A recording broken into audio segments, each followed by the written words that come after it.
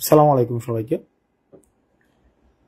আজকে হচ্ছে আমাদের ছাত্র নাগরিকের অংশগ্রহণে যে অভ্যুত্থানটি হয়েছিল সেই অভ্যুত্থানের আজকে 1 মাস। আজকে 5ই সেপ্টেম্বর। আমরা যখন আজকে থেকে 1 মাস আগে 5ই অগাস্টের দিনের এই সময়টায় সকাল 10টা বেজে এখন 5-6 মিনিট, ঠিক এই সময়টা আমাদের যেটা হয়েছিল যে আমরা শূন্য শাহবাগ, 10টা বাজে শাহবাগ মোটামুটি একটা নিস্তব্ধ একটা পরিবেশ, ইন্টারনেট খুব সম্ভবত শাটডাউনে চলে যায়, আর্মির সাথে নেগোসিয়েশন হচ্ছে, তারপরে হচ্ছে মোটামুটি এক ধরনের নিস্তব্ধতা বিরাজ করছিল তখন, টান টান উত্তেজনা, কোথায় কি হয়।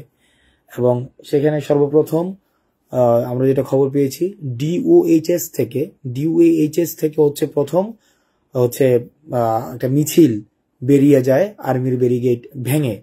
পরবর্তীতে হচ্ছে উত্তরা থেকে যে মিছিলটা সেটা হচ্ছে ভেঙে যায়। তারপর হচ্ছে যে ঢাকার বিভিন্ন প্রান্ত থেকে লক্ষ লক্ষ ছাত্র নাগরিক রাস্তায় নেমে আসে এবং আমাদের যেই ফেসিস্ট একটা গভর্নমেন্ট ছিল সেই গভর্নমেন্টের আমরা পতন ঘটাতে সক্ষম হই। এবং এই 5ই অগাস্টের জন্য যে জীবনের বিনিময় মূল্য দিতে হয়েছে আমাদেরকে, আমার প্রচুর পরিমাণ জীবনের বিনিময় মূল্য দিতে হয়েছে 5ই অগাস্টের জন্য। আপনি দেখেন এটা গোজবাম হয়ে আমাদের যে এই 5ই অগাস্টের বিষয়টা, মানে আজকে 1 মাস চলে গিয়েছে। আমাদের অনেক চ্যালেঞ্জ ছিল 1 মাসের মধ্যে। এই 1 মাসে আমরা দেখেন মোটামুটি 5ই অগাস্ট থেকে আজকে 5 সেপ্টেম্বর পর্যন্ত একটা দিনও দেখেন 30 দিনে অন্তত আমাদের 300 বা তারও বেশি আন্দোলন হয়েছে বিভিন্ন ইস্যুতে। গত 30 দিনে প্রত্যেক দিনই কোনো না কোনো ইস্যুতে আন্দোলন হয়েছে, মানুষ আসছে, মানুষ রাস্তায় কথা বলছে। তো এই যে রাষ্ট্র এতদিন পর্যন্ত ঝেঁকে বসেছিল, রাষ্ট্র এতদিন পর্যন্ত যে একটা সংকটের মধ্য দিয়ে যাচ্ছিল এবং রাষ্ট্রটা আমাদের দেখতে যেমন মনে হচ্ছিল আসলে যে রাষ্ট্রটা তেমন না, গত 1 মাসে সেটা প্রমাণিত হয়েছে।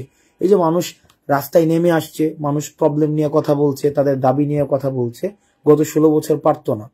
তো এই ব্যাপারটা হচ্ছে কি, গত 16 বছর ধরে আমাদেরকে দেখানো হয়েছে রাষ্ট্র হচ্ছে খুবই সেফ অ্যান্ড সাউন্ড, মানে রাষ্ট্রটা হচ্ছে খুবই সেফ অ্যান্ড সাউন্ড, কোনো প্রবলেম নাই, কিচ্ছু নাই, কেউ দাবি নিচ্ছে না, দাবি নিয়ে কথা বলছে না।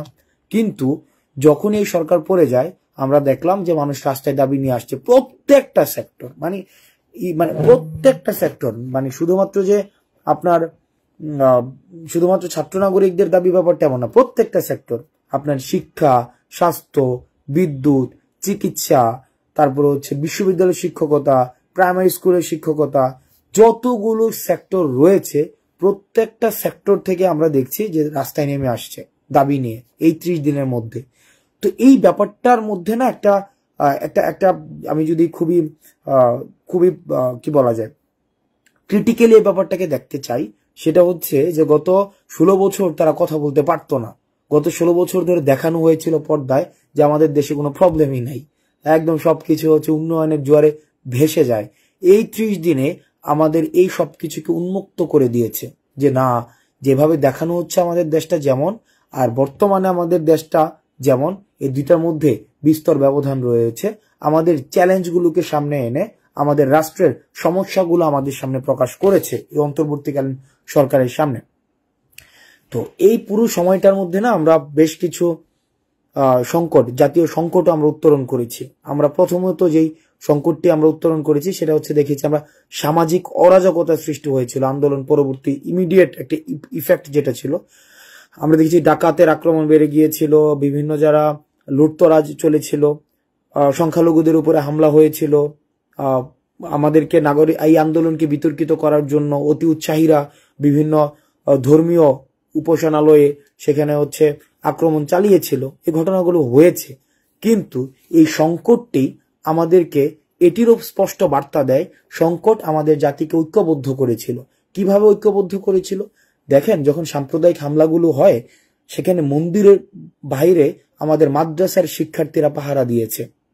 যে এই যে দেখেন একটা এই যে হারমোনিয়াস একটা সিচুয়েশন, এই যে একটা কমিউনিয়াল হারমোনি, একটা সাম্প্রদায়িক যে সম্প্রীতির যে চিত্রটি, এটি কিন্তু আমরা প্রিভিয়াস আপনি যেই অ্যারেনাতেই যান না কেন, যেই গভর্নমেন্টের টেনিউরে যান না কেন, এই কমিউনিয়াল হারমোনির এত সুন্দর এক্সাম্পল, এত ভিজুয়াল ডেমনস্ট্রেশন আমরা কখনোই কিন্তু আর দেখিনি। তো এই যে আমাদের সংকটটি এসেছে, কমিউনিয়াল মাইনরিটির উপরে হামলা হয়েছে, তখনই আবার আমরা সবাই একসাথে আবার দাঁড়িয়েছি, আমাদের মন্দির পাহারা দিয়েছি, মসজিদ পাহারা দিয়েছি, যারা হচ্ছে মাইনরিটি রয়েছে তাদের বাড়ি পাহারা দিয়েছি, এবং দলমতের ঊর্ধ্বে উঠে আমরা দেখেছি যে সবাই একসাথে হয়েছে। এর পরবর্তীতে যে প্রবলেমটি হলো, সেখানে আমরা দেখলাম যে আমাদের একটি দুর্যোগ হয়েছে, বন্যা হয়েছে। এই বন্যাটি আমাদের সম্প্রীতির, জাতীয় ঐক্যের আরো একটি অনন্য উদাহরণ। আমরা যখন এই বন্যাটি হয়েছে, পূর্বের সময় কি হতো, মানুষ সরকারের প্রতি আস্থা রাখতো না, কিন্তু আমরা এবার দেখেছি যে এই অন্তর্বর্তীকালীন সরকারের উপরে আস্থা রেখে এবং ছাত্র নাগরিক নিজ উদ্যোগে কিভাবে বিভিন্ন জায়গায়, কিভাবে এই যে টিএসসিতে, বিশেষ করে টিএসসিতে আমরা দেখেছি সবাই একসাথে রাস্তায় নেমে আসছে, সবাই তাদের যার যার সামর্থ্য অনুযায়ী কিন্তু তারা রাস্তায় নেমে আসছে। তারা হচ্ছে ত্রাণ সংগ্রহের যেই একটি এক্সাম্পল প্রতিষ্ঠিত হয়েছে, সেটি হচ্ছে আমাদের জাতীয় ঐক্যের একটি অনন্য এক্সাম্পল। সেখানে ধর্মীয় মতভেদ প্রাধান্য পায়নি, সেখানে হচ্ছে কালচারাল মতভেদ প্রাধান্য পায়নি, সেখানে হচ্ছে সোশ্যাল স্ট্যাটাস প্রাধান্য পায়নি, পলিটিক্যাল আইডিওলজি প্রাধান্য পায়নি, সেখানে চিন্তার জগতের বিভিন্নতার প্রাধান্য পায়নি। রেদার সেখানে সবাই একটা পরিচয়ে এই জাতীয় সংকটটা মেনে নিয়ে সেটাকে আমরা প্রতিরোধ করার জন্য আমরা আমাদের জায়গা থেকে সর্বোচ্চ আমরা চেষ্টা করেছি। দেখেন, এই যে ছাত্র নাগরিকের যে ঐক্যটা, এই ঐক্যটা কিন্তু আমরা টিএসসিতে এর একটা খুব বাস্তব একটা এক্সাম্পল আমরা দেখেছি। তারপরে আমাদের যে ছাত্র নাগরিকের যে একটা ঐক্যের পরবর্তী যে এক্সাম্পলসটি, সেটি হচ্ছে আনসার যখন আমাদের একটি ঘটনা ঘটালো, ক্রমানুযায়ী অনেকগুলো ঘটনা ঘটাতে চেয়েছে, তখন আনসারকে প্রতিরোধ করার জন্য আমরা দেখেছি ফেসিস্ট সরকার বিভিন্ন রূপে আবার হচ্ছে ব্যাক করতে চেয়েছে, ফেসিস্ট সরকার। কখনো কখনো দেখবেন আপনি কমেন্ট সেকশনে কিছু কিছু কমেন্ট আসে, যে এরকম দেখা যায় কমেন্ট সেকশনে লিখে যে এত সুন্দর সাজানো গুছানো দেশটা ধ্বংসের জন্য তোমরা দায়ী থাকবা। তো এই কমেন্টটা রিপিট হইতে থাকে, মানে আফসোস লীগ, এটার একটা নতুন একটা নাম, আফসোস লীগ।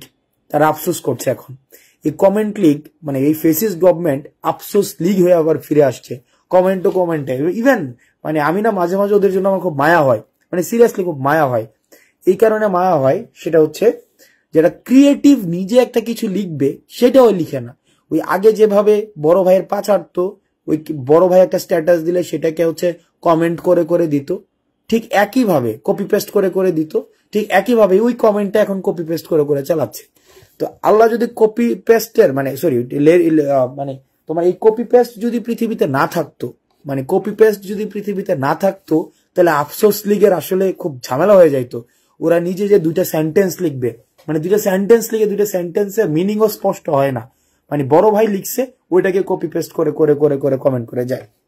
তো এই আফসোস লীগ হয়ে সর্বশেষ হচ্ছে এই ফেসিস্ট সরকার। এখন ফেসিস্ট সরকারের বর্তমান অবস্থানটা হচ্ছে আফসোস লীগ। আমরা যদি দেখি, মানে ফেসিস্ট সরকার কয়েকটা লীগ হয়ে ফিরে আসতে চাইছে, এর মধ্যে ফেসিস্ট সরকারের বর্তমান স্টেটাস হচ্ছে আফসোস লীগের মধ্যে এসে পৌঁছাইছে। এখন পরবর্তীতে আসলে দেখা যাবে যে আসলে তারা কোন লিগে গিয়ে ঠেকে। হোয়াট এভার, যত লীগ হয়েই ফেসিস্ট সরকার রাস্তায় ফিরে আসতে চেয়েছে, ওকে যত ভাবে ফিরে আসতে চেয়েছে, আমরা ঠিক তত ভাবেই ছাত্র নাগরিক ঐক্যের মধ্য দিয়ে আমরা সেই ফেসিস্ট সরকারের যত ধরনের হচ্ছে লিগেসি রয়েছে সেটিকে আমরা প্রতিরোধ করতে পেরেছি। অর্থাৎ সর্বক্ষেত্রে আমরা হচ্ছে ছাত্র নাগরিকের ঐক্যটি আমরা স্পষ্ট করতে পেরেছি, যেটি হচ্ছে আমাদের জাতীয় অর্জন। আমি মনে করি এখনো পর্যন্ত আমাদের জাতীয় অর্জন হচ্ছে আপনার এই যে ছাত্র নাগরিকের ঐক্যটি ধরে রাখা। আচ্ছা, একজন একটা কমেন্ট করছে, ইয়েস আফসোস লীগ এবং এদের সর্বশেষ অবস্থান এরা আফসোস করতে থাকবে। কারণ আপনি দেখেন, এবং আপনাদেরকে একটা মানে মজার বিষয়, ওদের সাথে আর্গুমেন্টে যাওয়ার প্রয়োজন নাই, কোনো আর্গুমেন্টে যাওয়ার প্রয়োজন নাই। যেই কমেন্টে ওরা এই ধরনের কমেন্টগুলো যখনই করবে, সাথে সাথে সহমত ভাই, জি ভাই ঠিক বলছেন ভাই, শেষ, আর কোনো ধরনের কিছুই নাই। আচ্ছা, একজন লিখছে যে অ্যাডভোকেট ইমন সাইদ পালানোর পথ খুঁজে পাবে না। আচ্ছা, পালাইতেছে কি? মানে আমরা কি পালাইতেছি? রেদার আমরা পালাইতে বাধ্য করছি। মানে পালায় কখন ভাই? আপনার মাথার মধ্যে কিছু আছে কিনা দেখেন। পালানোর পথ খুঁজে পাবো না, তো আমরা পালাইতে যাবো কেন? আমরা তো পালাইতে বাধ্য করছি এবং পালাই চলে গেছে, এটা তো আপনারা দেখছেন সামনে, তাই না? আচ্ছা, আরেকটা যে তোর নির্যাতক, ফাইন, ওকে ফাইন, এগুলো আমরা মানে অ্যাকসেপ্ট করি, ফাইন। একটা জিনিস দেখেন, এখন বর্তমানে আজকের জায়গায় দাঁড়িয়ে আপনি দেখেন 5ই অগাস্টের এই সময়টায় মোটামুটি হচ্ছে আমাদের কাছে খবর আসা শুরু হয়েছিল যে শেখ হাসিনার পতন ঘটবে। তো শেখ হাসিনার পতন ঘটানোর জন্য আমাদের কিন্তু ইউনাইটেড থাকতে হয়েছে, ইউনাইটেড। এখন আজকের এই জায়গায় এসে দাঁড়িয়ে, এই যে আজকে মানে এখন আমি যখন কথা বলছি, এই জায়গায় দাঁড়িয়ে এসে দেখবেন আমাদেরকে বিভাজন করার বিভিন্ন ধরনের পরিকল্পনা চলছে, মানে আমাদেরকে কিভাবে বিভাজিত করা যায় আপনি খেয়াল করে দেখবেন, বিভিন্ন ধরনের বিভাজন করার। যেমন আজকে আমরা একটা প্রোগ্রাম দিয়েছি আমাদের ছাত্র নাগরিকের, এর সাথে সাথে আফসোস লীগের একটা প্রোগ্রাম আবার বিভিন্ন জায়গায় আমরা দেখছি দাঁড় করানোর চেষ্টা করা হচ্ছে। আবার দেখেন আমাদের মধ্যে ইনস্টিটিউশনাল ডিফারেন্স ক্রিয়েট করার চেষ্টা করা হচ্ছে, ইনস্টিটিউশনাল ডিফারেন্স, আমাদের মধ্যে বিভিন্ন সমন্বয়ক সহ সমন্বয়ক পরিচয় ডিফারেন্স ক্রিয়েট করার চেষ্টা করা হচ্ছে। এই যে ডিফারেন্স গুলো ক্রিয়েট করা হচ্ছে না, এই ডিফারেন্স গুলো ক্রিয়েট করার মধ্য দিয়ে আমাদের ঐক্যটাকে ভেঙে দেওয়ার চেষ্টা করা হচ্ছে। একটা জিনিস মনে রাখবেন, কোনো জিনিস যখন একটা কনস্ট্রাকশন হয় তখন ডিস্ট্রাকশনের সময় মানুষ একসাথে হয়ে যায়, মানে এটা হচ্ছে সাইকোলজি। যখন ডিস্ট্রাকশন হয় তখন মানুষ একসাথে হয়ে যায়, ভাঙনের সময় একসাথে হয়ে যায়। যেমন আমরা যখন দেখলাম 1947 হয়েছে, 1947 তখন আমরা সবাই একসাথে হয়েছিলাম, কিন্তু পরবর্তীতে আবার কিন্তু ভাগ হয়ে গেছিলাম গঠনের সময়। আবার 1971-এ আমরা দেখলাম কি, যখন আমরা আবার ভাঙনের প্রশ্ন আসছে সবাই আমরা একসাথে হয়েছি, কিন্তু আবার পুনর্গঠনের প্রশ্ন যখন আসছিল তখন আমাদেরকে আবার বিভাজিত করে ফেলা হয়েছিল। আবার আপনি দেখেন আমাদের গণ অভ্যুত্থানের সময় 90-এর গণ অভ্যুত্থানে কি হয়েছিল, সবাই একসাথে আসছিল, একসাথে এসে আমাদের ফেসিস্ট এরশাদকে পতন ঘটিয়েছিল, কিন্তু আবার যখন রাষ্ট্র পুনর্গঠনের প্রশ্ন আসছে তখন আবার দেখেন আবার বিভাজিত হয়ে গিয়েছিল। আবার দেখেন 2024-এ কি হয়েছে, আমরা সবাই একসাথে আসছি, সবাই একসাথে। এখন যখন রাষ্ট্র পুনর্গঠনের প্রশ্ন আসছে, এখন দেখবেন কত বিভাজনের প্রশ্ন, কত যে বিভাজন, সেটা মানে আমি দেখলাম যে মানে হিউজ পরিমাণ বিভাজন। আপনাদেরকে মাথায় রাখতে হবে এই যে বিভাজনের পলিটিক্স, এই বিভাজনের যে রাজনীতি, এই রাজনীতি করার মধ্য দিয়ে আপনার ঐক্যটাকে নষ্ট করে দেওয়া হয়। আর যখনই বিভাজনের রাজনীতি প্রতিষ্ঠিত করে রাখা যায় তখনই সেই জায়গা থেকে ফেসিজমের উৎপত্তি ঘটে। যখনই বিভাজনের রাজনীতি আপনার প্রতিষ্ঠিত হয় তখনই হচ্ছে ফেসিস্ট সরকার হচ্ছে ডিভাইড অ্যান্ড রুল পলিসি সেখানে হচ্ছে আপনার ইমপ্লিমেন্ট করতে পারে। সেই ইমপ্লিমেন্টের জায়গা থেকে আমাদের যে কাজটি করতে হবে, যদি আমরা এই ট্র্যাপে পা দেই, যে বিভাজনের রাজনীতিতে পা দেই, যে আমরা সিনিয়র ওরা জুনিয়র, আমাদের হচ্ছে আইডিওলজি বেস্ট আইডিওলজি, আরেক ধরনের আইডিওলজি হচ্ছে ওয়ার্স্ট আইডিওলজি, এই ধরনের যদি আর্গুমেন্টে যাই তাহলে যে প্রবলেমটা হবে সেটা হচ্ছে আমাদের জাতীয় ঐক্যটি নষ্ট হবে। এবং জাতীয় ঐক্যটি যদি নষ্ট হয় তাহলে সেক্ষেত্রে এটা প্র্যাকটিক্যালি ইম্পসিবল আমরা যেই লক্ষ্যে, যে উদ্দেশ্যে রাষ্ট্র পুনর্গঠনের জন্য, রাষ্ট্র সংস্কারের জন্য যে আন্দোলনটি আমরা করেছি, সেই আন্দোলনটি আসলে হচ্ছে যে স্পিরিটটি ছিল, স্পিরিটটি নষ্ট হবে। আমাদের মূল কাজ যেটি, সেটি হচ্ছে জাতীয় ঐক্যটি ধরে রাখা, এটি হচ্ছে আমাদের মূল কাজ এবং প্রধান কাজ। জাতীয় ঐক্যকে কখনোই বিনষ্ট করে আমাদের কোনোভাবেই আমাদের এগিয়ে যাওয়া সম্ভব নয়।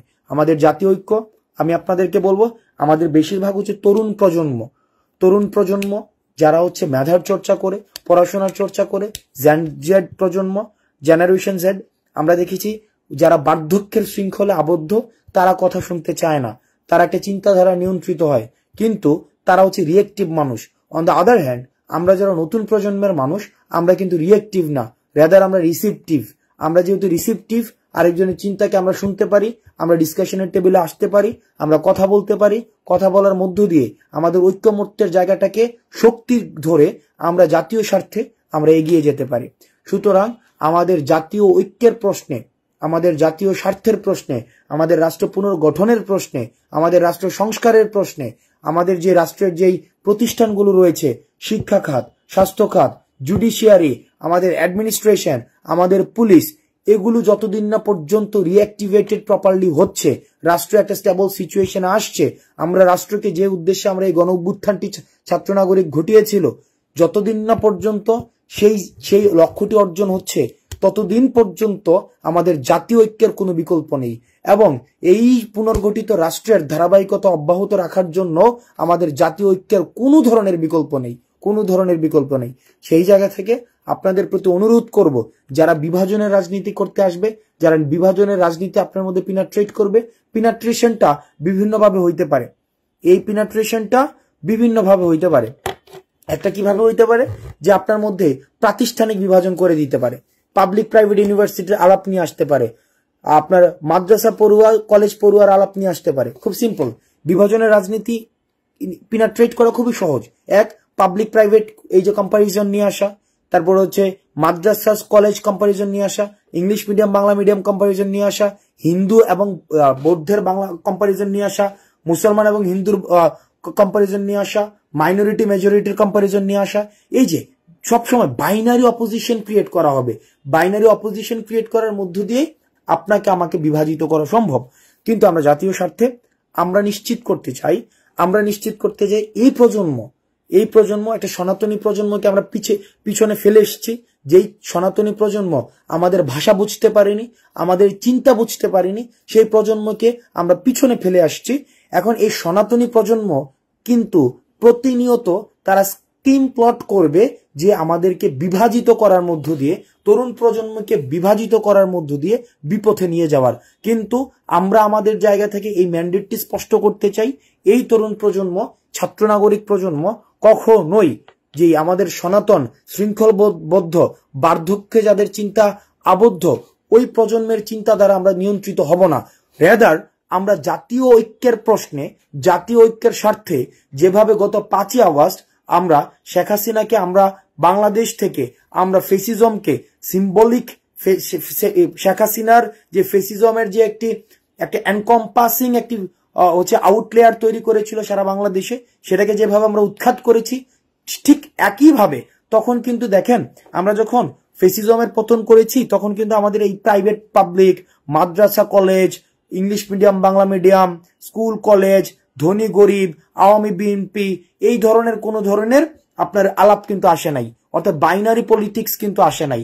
রেদার আমাদের যেটা এসেছিল সেটা হচ্ছে আমরা ঐক্যের প্রশ্নে আমরা স্থির ছিলাম এবং রাষ্ট্রের ফেসিস্ট মুক্ত করার জন্য স্থির ছিলাম। এই যে আন্দোলনের স্পিরিট, এই আন্দোলনের স্পিরিটটি আমাদের রাখতে হবে। আদারওয়াইজ আমাদেরকে বিপথে নিয়ে যাওয়া অনেক সহজ। বিভাজন যখন করা হবে তখন শাসক বা ক্ষমতা আপনাকে ঝেঁকে ধরা সহজ। সেজন্য আপনাদের কাছে অনুরোধ থাকবে যে আমরা কখনোই যেন বিভাজনের কোন ধরনের যে রাজনীতি, সেই বিভাজনের রাজনীতিতে যেন আমরা কখনোই সুযোগ না দিই। সর্বশেষ আমাদের 5ই আগস্ট আজকের এই সময়ে মোটামুটি বলা যায় কত বাজে, 10:30 বাজে আর 2 ঘন্টা আমার গোজবাম্পস হচ্ছে। এই সময়ে আমরা বিভিন্ন জায়গা থেকে আমরা নেমে আসছিলাম, ঠিক এই সময়টা খুব সম্ভবত বৃষ্টির পরপরই এই সময়টায় মানুষ বিভিন্ন জায়গা থেকে নেমে আসা শুরু হয়। সো 1 মাস হয়ে গিয়েছে, দীর্ঘ 1 মাস। আমাদের কাছে মনে হইতেছে যে 1 মাস সময় জাস্ট কত এটা, মানে লাস্ট ব্যাপারটা হয়েছে কি, একদিন করে ভাগ করারও সময় পাই নাই। 24 ঘন্টা একদিন এরকম ছিল না। এক ঘুম থেকে আরেক ঘুমের পার্থক্য এমন হয়েছে 45 ঘন্টা। মানে একটা ঘুম একবার ঘুমাইছি, পরবর্তী ঘুম মাঝের যে সময়টা সেখানে গিয়েছে হয়তো 60 ঘন্টা চলে গেছে, 45 ঘন্টা চলে গেছে, এরকম মানে কনস্ট্যান্ট হয়েছে। তো তার মানে হচ্ছে পুরা সময়টার মধ্যে দেখা যাবে আমি যদি সেক্টর করি মোটামুটি হয়তো 15 বার অথবা 18 বার হয়তো ঘুমের সুযোগ হয়েছে। তো আপনাদের কাছে আমাদের অনুরোধ থাকবে, এই প্রজন্মটা যারা আছে, বিশেষ করে ছাত্র এবং নাগরিক এবং হচ্ছে অভিভাবক প্রজন্ম, আপনারা জানেন দ্বিবিভাজনের রাজনীতি কি পরিমাণ জটিল, কি পরিমাণ হচ্ছে আপনাকে ঝেঁকে বসে। সুতরাং দ্বিবিভাজনের রাজনীতির পুনরাবৃত্তি আমরা কখনোই আর ঘটাতে চাই না। রাদার আমরা ঐক্যের রাজনীতিকে আমরা ইন্ট্রোডিউস করতে চাই। আজকে আমাদের হচ্ছে 3টার দিকে ঢাকা বিশ্ববিদ্যালয়ের রাজু ভাস্কর্য থেকে আমাদের শহীদি মার্চ কর্মসূচি হবে এবং শহীদি মার্চ আমরা যেটা করব সেটা হচ্ছে শহীদি মার্চ ঢাকা বিশ্ববিদ্যালয় থেকে সংসদ ভবন হয়ে আমরা হচ্ছে শহীদ মিনারে আমরা আসব এবং যারা শহীদ হয়েছে তাদেরকে আমরা স্মরণ করব। আমাদের হাতে বিভিন্ন ফেস্টুন থাকবে, প্ল্যাকার্ড থাকবে, ব্যানার থাকবে, যেটির মধ্য দিয়ে 24-এর তাৎপর্যকে প্রতিষ্ঠিত করার জন্য, 24-এর তাৎপর্যকে, মাহাত্ম্যকে আমরা জাতির সামনে তুলে ধরব। সেখানে শহীদ পরিবার থেকে শুরু করে অন্যান্য পরিবার, আহত তারা হচ্ছে কথা বলবেন এবং হচ্ছে আমাদের পরবর্তী এই আন্দোলনকে ধারাবাহিকতা অব্যাহত রাখার জন্য সেই সব বিষয়গুলো নিয়ে আমাদের কথাবার্তা হবে। Okay fine. আজকে আমি নর্মালি হচ্ছে কখনোই কমেন্ট পড়ি না, নেভার মানে কমেন্ট পড়ি না, কারণ আমি জানি কমেন্ট একটা অংশ করে পড়ে এর একটা সেন্টেন্স ঠিকভাবে লিখতে পারে না, মানে একটা সেন্টেন্স কিভাবে লিখতে হয় এই আইডিয়াটাও নাই, এটা সেন্টেন্সের যে বেসিক বিষয়গুলোও নাই। সো ওই বড় ভাই একটা কমেন্ট করছে, ওইটাকে কপি করে পেস্ট করে আমি কিছু আজকে কমেন্ট পড়ি, গালাগালির কমেন্ট অফকোর্স। ওকে ওকে ফাইন। একটা বিষয় আসছে যেটা হচ্ছে যে গতকাল নাহিদ স্পষ্ট করে দিছে ফেসিস্ট। আপনি যখন দেখবেন জার্মানিতে, ইতালিতে যেটা হয়, আমরা বলি যে মানবাধিকার মানবাধিকার, অফকোর্স, কিন্তু কাদের জন্য মানবাধিকার, কাদের জন্য হচ্ছে মৌলিক অধিকার? জার্মানিতে, ইতালিতে আমরা দেখেছি যে যারা নাৎসি পার্টি, দেখেন নাৎসি পার্টি কি জার্মানিতে রাজনীতি করতে পারে? পারে না। এখন আওয়ামী লীগ পরবর্তী রাজনীতি করবে কি করবে না, এটার পূর্বে আমাদের গুরুত্বপূর্ণ সিদ্ধান্ত আওয়ামী লীগের বিচার নিশ্চিত করতে হবে। আওয়ামী লীগ যে অপরাধ সংঘটিত করেছে বিগত সময়টিতে, এইটির স্বীকার করে বিচার নিশ্চিত করে তার তৃতীয় ধাপে সিদ্ধান্ত হচ্ছে যে আওয়ামী লীগ রাজনীতিতে পুনর্বাসিত হবে কিনা। মানে আওয়ামী লীগ রাজনীতিতে পুনর্বাসিত হওয়ার পূর্বে আরো অনেক ধরনের লেয়ার আছে, তাদের যথাযথ বিচার নিশ্চিত করতে হবে। বিচার নিশ্চিত করার পরে জনতা নির্ধারণ করবে যে তারা রাজনীতি করবে কি করবে না। আচ্ছা, তারপরে আপনাদের যদি কোনো কনস্ট্রাকটিভ কোয়েশ্চেন থাকে আপনারা কোয়েশ্চেন করতে পারেন। আর আপনারা যেই গালাগালি করেন আমার মজা লাগে, মানে খুবই মজা লাগে যে মানুষ হচ্ছে গালাগালি করতেছে, ইন্টারেস্টিং জিনিস যেটা ডিস্টেন্টলি কোনো ধরনের রিলেশন নাই, মানে কোনো ধরনের ফ্যাক্টের সাথে আপনাদের যে এই পাসিং কমেন্ট এর কোনো ধরনের মানে রিলেটেড না, ডিস্টেন্টলি রিলেটেড। ওকে, ইয়েস 24কে একটি মিউজিয়াম, ইয়েস 24 উপলক্ষে আমরা বলেছি যে যে আমাদের গণভবনটি ছিল যেখানে ফেসিজমের আখড়া হয়েছিল, এবং আমরা দেখেছি যে গণভবনমুখী সবাই থাকতো। একটা পর্যায় পর্যন্ত আমরা দেখেছি সবাই গণভবনমুখী। আমরা দেখেছি যে ডিভোর্স হয়েছে, সেও গণভবনে প্রধানমন্ত্রীর দৃষ্টি আকর্ষণ করছে। পূর্বাঞ্চলে কারোর প্লট লাগবে, তাকেও আমরা দেখেছি গণভবনে প্রধানমন্ত্রীর দৃষ্টি আকর্ষণ করছে। একদম পঞ্চগড়ে কারো একটা ব্যক্তিগত প্রবলেম, সেইটাও হচ্ছে গণভবনে প্রধানমন্ত্রীর দৃষ্টি আকর্ষণ করছে। অর্থাৎ এই গণভবনটাই ছিল ফেসিজমের একটা আখড়া। এই গণভবনটা আমরা মিউজিয়াম করার জন্য, স্থায়ীভাবে মিউজিয়াম করার জন্য সেটা হচ্ছে আমরা প্রস্তাব করব এবং হচ্ছে আমরা সেটা নিশ্চিত করতে চাই। তারপরে হচ্ছে ইয়েস সকল প্রকার দুর্নীতির অবসান নিশ্চিতভাবে, এটা আমাদের ম্যান্ডেট ভাই। সকল প্রকার দুর্নীতির অবসান অবশ্যই নিশ্চিত করতে হবে। তো একটা জিনিস আপনাদের কাছে বলি, আমাদের গত 1 মাসের কিছু অভিজ্ঞতা হয়েছে, একটা ইন্টারেস্টিং অভিজ্ঞতা আপনাদেরকে বলি, খুবই ইন্টারেস্টিং অভিজ্ঞতা। সেটা হচ্ছে মানুষ এক অদ্ভুত কারণে মনে করে একটা বিষয়, সেটা হচ্ছে যে আমরা চাকরি দিতে পারি, আমরা প্রমোশন দিতে পারি, আমরা প্রমোশন থেকে কাউকে হচ্ছে বাদ দিতে পারি। এটা মানুষের এই ধারণাটা হয়েছে। কেন হয়েছে কিভাবে খেয়াল করেন? কারণ অতীতের সরকারের যারা ছিল, তাদের যে ছাত্র সংগঠনগুলো ছিল, তারা এই তদবির, টেন্ডারবাজি, চাঁদাবাজি, সিট দখল এই কাজগুলোর সাথে যুক্ত ছিল। এখন মনস্তাত্ত্বিক ভাবে একটা মানুষের ধারণা তৈরি হয়েছে, যেহেতু আমরা হচ্ছে কি ছাত্র প্রতিনিধি বা আমরা হচ্ছে ছাত্র সমন্বয় করছি, আমরাও হয়তো এখন ওই যে টেন্ডারবাজি, চাঁদাবাজি, তদবির এই কাজগুলো হয়তো আমরা করছি। আপনাদের কাছে স্পষ্ট করে বলতে চাই, কোনো ধরনের তদবিরের এখতিয়ার ছাত্র নাগরিকের নাই। আপনি যতটা স্টেক হোল্ড করেন আমি ঠিক ততটাই স্টেক হোল্ড করি। এই যে আপনারা আসেন বিভিন্ন ভাবে যে ভাই আমি আন্দোলনে ছিলাম, আমার যদি এই প্রমোশনটা নিশ্চিত করে দেন, আমি আন্দোলনটা ছিলাম, আমার ভাইয়ের এই চাকরিটা যদি নিশ্চিত করে দেন। ভাই এটা আপনি কেন করবেন? মানে এটা কেন, কি উদ্দেশ্য এটা আপনার করবেন? আপনার মাথার মধ্যে এটা আসে কিভাবে যেটা আপনি, তাহলে যদি আপনি আন্দোলন করার কারণে যদি আপনি বিশেষ সুযোগ বা সুবিধা দাবি করে থাকেন, তাহলে তো আপনি রাষ্ট্রের কথা চিন্তা করছেন না, আপনি সামগ্রিক চিন্তা করছেন না, বরং আপনি আপনার ব্যক্তিগত চিন্তা করছেন। যারা ব্যক্তিগত চিন্তা করে তাদের কাছে আমি প্রশ্ন রাখতে চাই, যদি 5 আগস্ট আপনার ঘটনাটি না ঘটতো, শেখ হাসিনা যদি না পালাই যাইতো, তাইলে আপনি দাবি করতেন কিনা যে আপনি আন্দোলনটি করছিলেন? তখন কিন্তু আপনি দাবি করতেন না যে আপনি আন্দোলন করছিলেন, বরং আন্দোলনকে সমালোচনা করে আপনি হচ্ছেন কথা লিখতেন আর আমরা জেলে থাকতাম। সুতরাং যারা তদবির নিয়ে আসেন, যারা হচ্ছে বিভিন্ন দাবি নিয়ে আসেন, এটা পোস্ট প্রমোশন এগুলা নিয়ে আসেন, এগুলো ছাত্র নাগরিকের কাজ না। আমি আবারও বলছি, এগুলো ছাত্র নাগরিকের কাজ না। আপনারা ছাত্রদেরকে এভাবে বিতর্কিত করার কোনো প্রয়োজন নাই। আপনাদের সিস্টেম ডেভেলপ করলে সিস্টেমের কাছে আপনারা আবেদন করবেন, সিস্টেম হচ্ছে সব কাজ করবে। Okay fine. তারপর হচ্ছে প্রশ্ন, ওকে, কমেন্টটা ইনসাফ চাই। ইয়েস, ইনসাফের ভিত্তিতে, ন্যায্যতার ভিত্তিতে হচ্ছে আমাদের রাষ্ট্র প্রতিষ্ঠিত হবে, ন্যায্যতার ভিত্তিতে। আচ্ছা, গালি লীগ, ইয়েস, গালি লীগ, কমেন্ট লীগ, আফসোস লীগ, ফাইন। আফসোস লীগ, গালি লীগ, কমেন্ট লীগ। ওকে, আপনারা, আমরা প্রত্যাশা করি ঢাকার আমরা যেভাবে নেমে আসছিলাম রাস্তায় 5ই অগস্টে, ঠিক সেটার পুনর্মঞ্চায়ন আজকে আমরা ঘটাতে চাই। একইভাবে সেটার পুনর্মঞ্চায়ন, সেই পুনর্মঞ্চায়নের মধ্য দিয়ে আমরা একটি বার্তা দিতে চাই যে আমাদের যারা 5ই অগস্টে ফ্যাসিস্ট সরকারকে পতন করতে পেরেছি, ঠিক একইভাবে আমরা জাতীয় ঐক্যটি দেখিয়ে, আমরা যারা টেন্ডারবাজি করছে, চাঁদাবাজি করছে, যারা ঘুষ বাণিজ্য করছে, যারা আবার এক ধরনের অরাজকতার রাজনীতি প্রচলন করার চেষ্টা করছে, যারা গণমাধ্যমের স্বাধীনতাকে টুটি চেপে ধরার চেষ্টা করছে, তাদের কাছে আজকে আমরা বার্তা দিতে চাই যে তোমরা আমাদের জাতীয় ঐক্য নষ্ট যেভাবে করতে চাচ্ছ, ব্যাপারটি এমন না। আমরা ইনসাফের প্রশ্নে, ন্যায্যতার প্রশ্নে, আমাদের যৌক্তিকতার প্রশ্নে, একটি পুনর্গঠিত সমৃদ্ধ বাংলাদেশ গড়ার প্রশ্নে আমরা জাতি সবসময় এক। এই জিনিসটি নিশ্চিত করার জন্য অবশ্যই আজকে আমরা 3টায় রাজু ভাস্কর্য থেকে শহীদে মার্চে আমরা অংশগ্রহণ করব। ওকে, ফাইন। ওকে, সারা দেশব্যাপী ছবি দিয়ে, সমন্বয়ক পরিচয় দিয়ে বিভিন্ন এটা করছে, রাইট? আমরা কিন্তু দেখেন বারবার করে বলছি, আমরা জেলা পর্যায় থেকে শুরু করে বিভিন্ন পর্যায়ে আমরা কোনো ধরনের কোনো কমিটি দেই নাই, কোনো ধরনের কোনো কমিটি নাই, নাথিং, কোনো ধরনের কোনো কমিটি নাই। রেদার আমাদের যেটা রয়েছে সেটা হচ্ছে আমাদের বিশ্ববিদ্যালয় পর্যায়ে এবং 3 তারিখ পর্যন্ত আন্দোলন চালানোর জন্য আমরা হচ্ছে সমন্বয়ক দিয়েছি। আপনাদের একটা গল্প বলি। গল্পটা হচ্ছে, এখন তো সবাই সমন্বয়ক হইতে চায়, তাই না? মানে দেখেন, এখন সবাই কিন্তু সমন্বয়ক হইতে যাচ্ছে। ধুমায়া প্রত্যেকদিন টিএসসিতে অন্তত 50টা গ্রুপ আসে, ওরা সমন্বয়ক হইতে চায়, অন্তত 50টা প্রত্যেক দিন। দেখেন না আমাদের পিছনে ওই যে পোলাপাইন ঘুরে, আর এবং ক্যামেরা চলতে থাকে, কয়েকটা দেখবেন ক্যামেরা চলে। মানে ভাই আপনারা মানে যে সাংবাদিকতা যারা করেন, আমি জানি না এটা সাংবাদিকতার কোন পর্যায়ে পড়ে, ক্যামেরা নিয়ে রিক্সায় চললেন উমুক, তারপর হচ্ছে সাদা শার্ট পরলেন তুমুক, শার্ট পরলেন তুমুক। মানে এইটা সাংবাদিকতার ভাই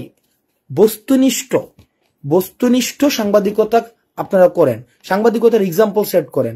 কারণ আপনারা যদি এই ধরনের এইগুলাকে জার্নালিজম, আমি জানি না, আমার জার্নালিজমে পড়াশোনা নাই, বাট মিডিয়াতে পড়াশোনা নাই, কিন্তু আমি একজন নাগরিক হিসেবে আমার কাছে মনে হয় যে জার্নালিজমের যেটা মাহাত্ম্য রয়েছে, জার্নালিজমের যে অ্যাকসেপ্টেন্স রয়েছে, গ্রহণযোগ্যতা রয়েছে, সেই গ্রহণযোগ্যতার জায়গা থেকে এইগুলাকে জার্নালিজম বলে না। কেউ হেঁটে যাচ্ছে, ক্যামেরা নিয়ে যাচ্ছে রিক্সা উঠে গেল, এই আজ কোথায় যাচ্ছে আসনাদ আব্দুল্লাহ, কোথায় যাচ্ছে সার্জিস আলম। সো মানে এটা জার্নালিজমের কোন ধরনের ফরমেশন, কোন ধরনের প্র্যাকটিস, এটা কি জার্নালিজমের ভ্যালিউজ গুলো রয়েছে সেগুলাকে আসলেই রিফ্লেক্ট করে কিনা সেটা আমি জানি না। তাহলে দেখেন প্রত্যেকদিন অন্তত 50টা গ্রুপ আপনার টিএসসিতে এসে বসে থাকে সমন্বয় হওয়ার জন্য। এবার একটা জিনিস দেখি, সমন্বয় হওয়ার জন্য বসে থাকে, তাহলে আবার সিনারিও দেখি। 5 তারিখের পূর্বে যদি ফোন দিয়ে জিজ্ঞেস করতাম, ভাই আপনার এলাকাটা আন্দোলন পরিচালনা করার জন্য আপনাকে সমন্বয় দিতে যাচ্ছে, তখন উনি বলতো যে ভাই বুঝিনি তো, আন্দোলনে থাকবো কিন্তু নাম দিয়েন না, কি আন্দোলনে থাকবো কিন্তু নাম দিয়েন না। তখন কিন্তু সমন্বয়ের পরিচয়টা ব্যবহার করতে চায়নি। এবং আমি এমনও দেখেছি যারা কাজ করেছে, কিন্তু কাজ করার সময় তারা নাম চেঞ্জ করে দিয়েছে। যেমন নাম হচ্ছে সাইফুল, নাম দিয়েছে বুলবুল। এখন সে কেন? সেজন্য যদি আন্দোলন ফেল করে তার জন্য কোনো প্রবলেম না হয়, কিন্তু আন্দোলন যখন এখন সাকসেসফুল হয়েছে, সে দাবি করছে ওই বুলবুল না, তার নাম হবে সাইফুল। সুতরাং বুলবুলকে যেন পরিবর্তন করে আমরা সাইফুল বলি, এবং এই সাইফুল পোস্ট দিয়ে যেন বলে দেই যে বুলবুলই হচ্ছে সাইফুল। তাহলে আবার দেখেন, চিন্তা করেন ওদের মনস্তাত্ত্বিক কি পরিমাণ প্রবলেম। ওরা যদি আজকে আন্দোলন সফল না হইতো, তাহলে কিন্তু এই সমন্বয়ক বা সহসমন্বয়ক নামে যারা আজকে চাঁদাবাজি করছে, তারাই কিন্তু আবার ছাত্রলীগ পরিচয়ে চাঁদাবাজি করতো। তাহলে চাঁদাবাজি, টেন্ডারবাজি, এই ধরনের মনস্তত্ত্ব যারা রয়েছে, আলটিমেটলি তারা আন্দোলনের স্পিডকে ধারণ করে না। যথাযথ যারা হচ্ছে, তারা হচ্ছে সুবিধাবাদী লীগ। তারা হচ্ছে, যে লীগটা একজন বলছে, তারা হচ্ছে সুবিধাবাদী লীগ। তার মানে আমরা কি কি লীগ পাইলাম? ওকে, আমরা দেখেন ইন্টারেস্টিং, আমরা কি কি লীগ পাইলাম। বাচ্চারা শোনো, আজকে লীগ কি পাইলাম? এক হচ্ছে আফসোস লীগ, 2 নম্বর হচ্ছে গালি লীগ, 3 নম্বর হচ্ছে কি চাঁদাবাজি লীগ, এবং সুবিধাবাদী লীগ, এগুলা পাইলাম। অর্থাৎ বিভিন্ন লীগের অনেকগুলো ভার্সন আছে, বুঝছো? আচ্ছা, তারপরে হচ্ছে কি আর কোন ধরনের প্রশ্ন? ওকে, আচ্ছা, আমরা বিশ্বাস করি আমাদের ছাত্র নাগরিক হচ্ছে আমাদের নিরাপত্তার হচ্ছে অভেদ্য বলয়। আমরা এটা বিশ্বাস করি যে ছাত্র নাগরিক রয়েছে, তারাই হচ্ছে নিরাপত্তার অভেদ্য বলয়। আর কোন প্রশ্ন? আর কোনো প্রশ্ন? এনিথিং, এনি গালাগালি, এনিথিং? আচ্ছা, একটা বিষয় ইন্টারেস্টিং, সেটা হচ্ছে যে গাড়ি, আমাদের গাড়ি কয়টা, আমাদের কি কয়টা? লাস্ট ধরো 5ই অগাস্টের পরে আজকে পর্যন্ত, ধরেন 5 অগাস্টের থেকে আজকে 5 সেপ্টেম্বর পর্যন্ত 30 দিনে আমি অন্তত 50টা গাড়িতে উঠছি। 30 দিনে আমি অন্তত 50টা গাড়িতে উঠছি, অন্তত 50টা গাড়ি। 50টা হবে, অবশ্যই 50টা হবে, 50টা কম হবে না। কারণ প্রত্যেক দিনে আমাদের অনেকগুলো জায়গায় যাইতে হয়, বিভিন্ন জায়গায় যাইতে হয়, বিভিন্ন প্রোগ্রাম অ্যারেঞ্জ করতে হয়, বিভিন্ন জায়গায়, ঢাকার এক প্রান্ত থেকে আরেক প্রান্তে যাইতে হয়। এখন যাওয়ার সময় ভাই আমরা তো স্টুডেন্ট মানুষ এট দ্য সেম টাইম আমি হচ্ছে পড়াই, আমার নিজের প্রতিষ্ঠান রয়েছে, ওখান থেকে কিছু টাকা পয়সা আছে, বেশ হ্যান্ডসাম অ্যামাউন্টের আছে। এখন এটা যে গাড়ি কেনার মতো না। এখন দেখেন এই যে 50টা জায়গায় যাই, বিভিন্ন জায়গায় আমরা দেখি যেটা হয়, আমাদেরকে বিভিন্ন পর্যায় থেকে মানুষ হেল্প করে যে ভাই আমার গাড়ি ব্যবহার করেন, প্রবলেম নেই। আর আমাদের ইউনিভার্সিটিতে ভাই গাড়ি আছে এরকম আমাদের বড় ভাই অনেক আছে, হিউজ পরিমাণ আছে, ফোন দিলে গাড়ি দেয়, হিউজ আছে। তো সুতরাং আপনারা যদি মনে করে থাকেন ওই 50টা গাড়ির মালিক হাসনাত দিলে ফাইন, এটা তো কোনো ইস্যু নাই। ওকে, সুবিধা লীগ, হ্যাঁ সবাই সুবিধা, মানে ওরা হচ্ছে সুবিধা লীগ আর কি। ওকে, আর পরে প্রশ্ন যে ওকে আর কোনো কিছু? ওকে, গুজব লীগ, ইয়েস, আরেকটা লীগ হচ্ছে গুজব লীগ। তাহলে নোট করি আজকে ক্লাসে, আজকে কি ছিল? গুজব লীগ, আফসোস লীগ, গালি লীগ, সুবিধাবাদী লীগ।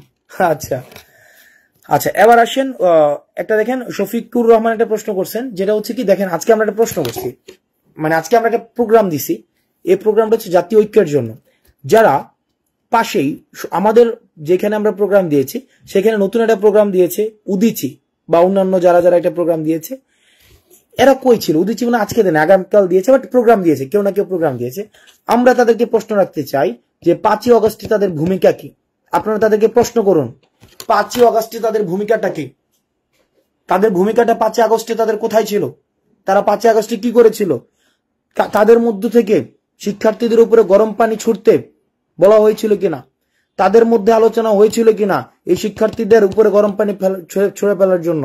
এখন সেটা ছাত্র জনতা সিদ্ধান্ত নেবে, যে ছাত্র জনতা সিদ্ধান্ত নেবে 5ই অগস্ট পরবর্তী বাংলাদেশে যে তারা আর থাকবে কিনা, তারা ক্ষমা না চাওয়া পর্যন্ত থাকবে কিনা, তাদের বিচার না হওয়া পর্যন্ত থাকবে কিনা, যারা 5ই অগস্টে স্বৈরাচারের ফুট সোলজার হিসেবে কাজ করেছে। সুতরাং এই শহীদি মার্চের এগেনস্টে যারা প্রোগ্রাম দিয়েছে, আপনারা তাদের প্রতি প্রশ্ন তুলুন, তাদের 5ই আগস্টের ভূমিকা নিয়ে তাদের কাছে প্রশ্ন তুলুন, যে আপনার 5ই আগস্টের ভূমিকা, 5ই আগস্ট সম্পর্কে আপনি আপনার ভূমিকা ব্যক্ত করুন। ওকে ফাইন, ওকে। প্রবাসী যারা রেমিটেন্স যোদ্ধা আছে, রেমিটেন্স যোদ্ধারা আমাদের সবচেয়ে মানে এই আন্দোলনের কূটনৈতিক যে একটা বিজয় হয়েছে, সেটা হচ্ছে যে যারা আপনারা জানেন আন্দোলনের অনেকগুলো পর্যায়ের মধ্যে একটি পর্যায় ছিল রেমিটেন্স শাটডাউন, তাই না? রেমিটেন্স শাটডাউন ছিল একটি পর্যায়, যেখানে রেমিটেন্স যোদ্ধারা যখন দেখলো কি ছাত্ররা রাস্তায় বের হতে পারছে না, নাগরিকও বের হতে পারছে না, যেখানে আমাদের হচ্ছে আশেপাশের যে বিষয়টি, যে কোনো পর্যায় থেকে রাস্তায় যখন মানুষ বের হতে পারছে না, তখন এই আন্দোলনটি বিদেশে চলে গেছিল, অর্থাৎ মিডল ইস্টে বা বিভিন্ন জায়গায়, ইউএসএ তে, যারা দেখছি যে তারা রেমিটেন্স শাটডাউন প্রোগ্রাম দিয়েছে। রেমিটেন্স শাটডাউন প্রোগ্রামের মধ্য দিয়ে তারা যে ত্যাগ স্বীকার করেছে, সেটি যা আমাদের পরবর্তী হিস্ট্রিতে একটি তাৎপর্যপূর্ণ একটি অবস্থান নেবে। তো এই জায়গায় আমরা দেখেছি যে রেমিটেন্স যুদ্ধে 57 জনকে জেলে বন্দী করে রাখা হয়েছিল এই আন্দোলনে অংশগ্রহণ করার জন্য, কিন্তু আমরা এই সরকার আমরা সেটা নিশ্চিত করেছে যে 57 জনকে ছেড়ে দেওয়া হয়েছে। যারা রেমিটেন্স যোদ্ধা রয়েছে তাদের জন্য আলাদা করে কিছু বিষয় কাজ করা হচ্ছে, সেগুলো নিয়ে আমি নিশ্চয়ই আপডেট দিব। আচ্ছা ফাইন, ওকে। আনসার লীগ আছে, ওকে। তার মানে আজকে আপনাদের সাথে আমাদের সবার দেখা হচ্ছে কোথায়? 5ই সেপ্টেম্বর আজকে 3টার দিকে রাজু ভাস্কর্যে আমাদের দেখা হচ্ছে। 5ই অগস্টের পুনর্মঞ্চায়ন হবে আজকে 5ই সেপ্টেম্বর। সবার সাথে দেখা হচ্ছে। সালামু আলাইকুম।